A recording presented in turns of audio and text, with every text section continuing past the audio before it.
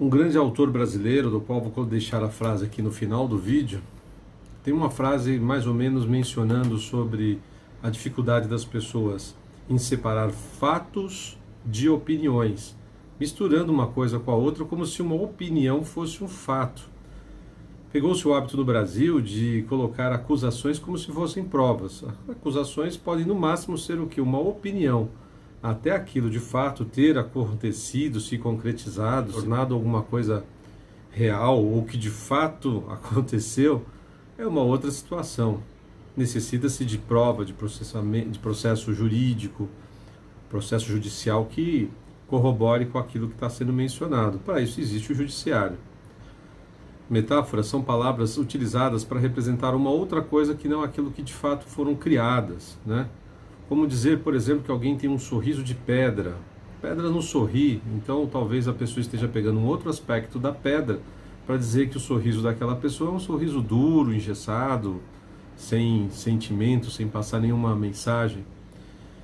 Eu tive a oportunidade de trabalhar com uma pessoa que tinha muita dificuldade de entender, uma pessoa muito técnica da área de engenharia e tinha muita dificuldade de entender metáforas. Quando você ia explicar alguma coisa para essa pessoa, você tinha que usar as palavras no seu exato lugar dentro da cabeça dele. Seria exatamente o oposto do que se faz na literatura e na poesia, onde se tenta atribuir imagens, valores, ideias que não correspondem com aquela frase específica, a fim de dar uma floreada e provocar a imaginação de quem está lendo. Você vai se recordar aí que no período em que a Dilma estava ali pré-impeachment, ela começou a pedalar, usar bicicleta quase todos os dias, e a mídia ia lá e mostrava ela pedalando, e vinham seguranças, e ela pedalava para lá, pedalava para cá. Aquela foi uma tentativa de se utilizar de uma metáfora para esconder o seu real sentido do que estava sendo falado na política. Pedalar num processo de uma empresa, numa questão de contábil, financeira, significa você adulterar o balancete, falsificar informações. Então, a fim de que as pessoas menos informadas e menos esclarecidas do assunto acreditassem que as pedaladas da Dilma fossem as pedaladas na bicicleta real, é uma inversão da metáfora. Quando se coloca uma questão que remete realmente ali à ação da palavra em si, pedalar, com uma ação que mais é para esconder o que ele de fato estava fazendo, pegando dinheiro emprestados de banco, emprestando para o governo, fazendo umas manobras fiscais lá que não se permitia. Esse autor que eu citei no começo, ele diz que pessoas que misturam opiniões com fatos, elas demonstram uma certa dissonância cognitiva, uma certa deficiência cognitiva, uma certa incapacidade de ler um texto, interpretar o texto e realmente entender o que está escrito ali.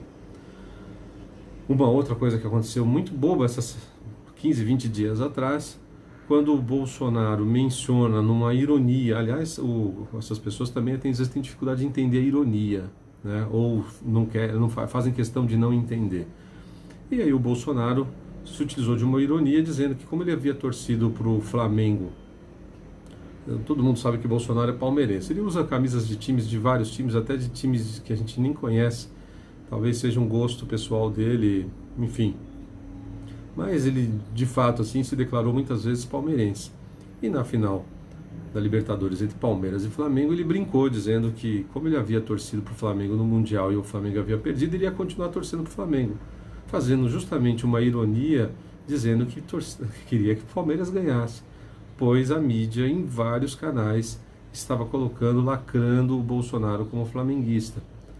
A mídia que não consegue entender ironia, metáfora e confunde opinião com fato, ou faz as pessoas... Eu conheço jornalistas que, sinceramente, ele acredita que a verdade é aquilo que está na cabeça dele, sendo que uma função do jornalismo é simplesmente ir lá e retratar um acontecimento.